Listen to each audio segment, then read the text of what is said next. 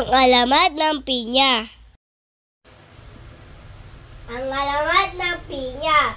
Noong unang panahon, may isang bata, pangalan niya ay Pina. Siya ay anak ni Aling Rosa. Si Pina ay sobrang tamad. Pag inuutusan, laging galit. Pina, pakihanap ang walis. Nanay, hindi ko pa makita. Hanapin niyo na lang po. Isang araw, nagkasakit si Aling Rosa.